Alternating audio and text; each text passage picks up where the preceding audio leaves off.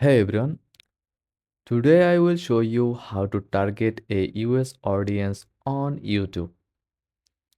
First of all, start by optimizing your video title, description, and tags with keywords that appeal to a US audience. Think about trends, popular topics, and locations that resonate with US viewers. Next, go to YouTube Studio and click on settings. Under channel, set your audience location to the United States to help you to promote your content to US users. Produce content that especially targets US interests, holidays, or trends.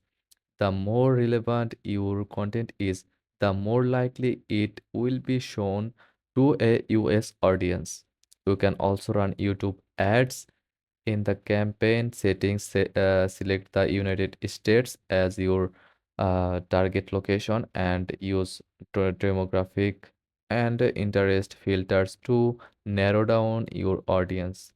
Lastly, engage with comments from US viewers. The more active you are, the more likely your content will be recommended to others in the US. By following these steps, you will increase your chances of reaching a US audience on YouTube. Don't forget to like and subscribe for more tips.